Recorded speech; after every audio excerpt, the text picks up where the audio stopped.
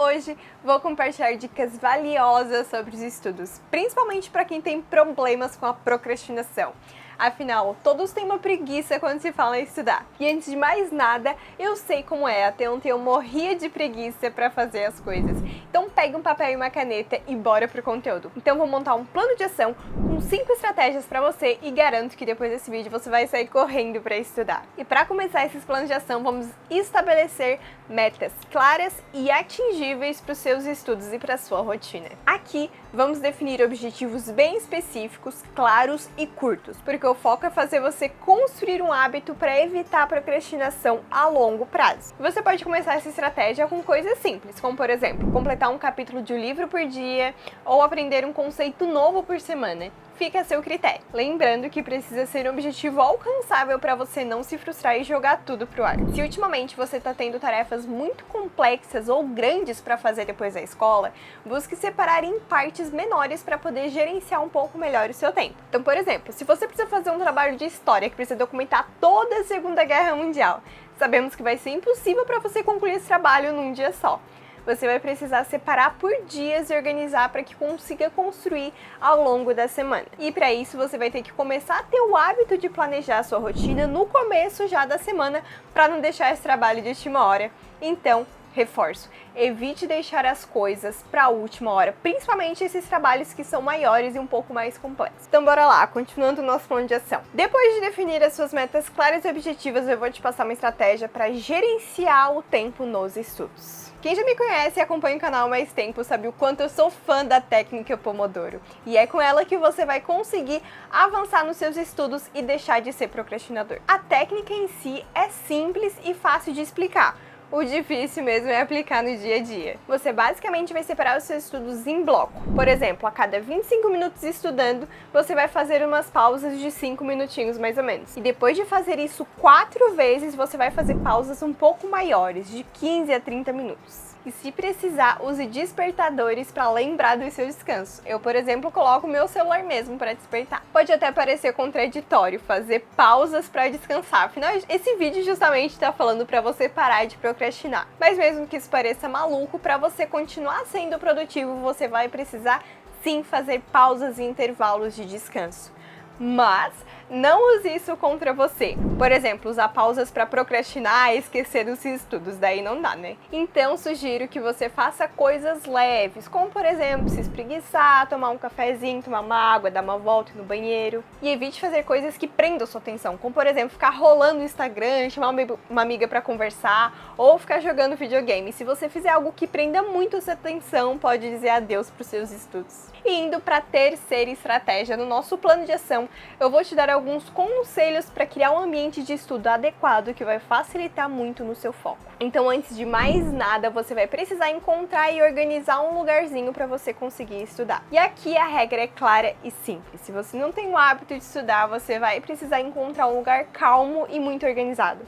Eu indicaria o seu quarto, mas se ele é bagunçado, barulhento, seja por conta da sua família, por conta de parentes, você vai precisar sim encontrar um lugar mais adequado. De preferência, um lugar que seja calmo e tranquilo, como por exemplo uma biblioteca ou um coworking. E a segunda coisa que você vai fazer é eliminar todas as suas distrações.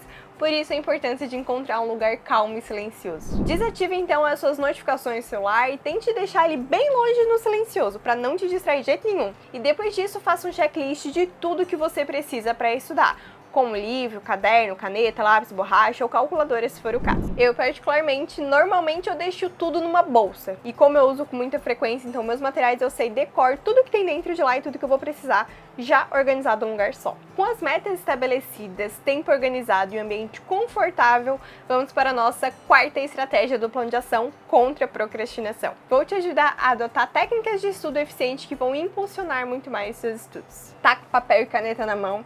Se não, pausa esse vídeo e vai lá correndo pegar para anotar as 3 estratégias que eu vou te passar nesse tópico. A primeira estratégia é para memorizar mais conteúdos que você está estudando. Em resumo, você vai fazer um planejamento semanal para revisar todo o material que estudou. Então vamos supor que você está estudando para a Segunda Guerra Mundial e o professor já terminou o assunto. O seu objetivo maior agora é fazer um resumo do conteúdo e colocar a data do último dia que estudou. E 7 dias depois, a sua tarefa vai ser revisar esse conteúdo da Segunda Guerra Mundial. E repita esse ciclo ciclo por 4 vezes, revisando de 7 em 7 dias. E essa estratégia vai forçar o seu cérebro a lembrar cada detalhe e isso vai te ajudar muito em provas. Na segunda estratégia, que eu particularmente considero mais simples, você basicamente vai refazer provas antigas ou procurar testes da internet.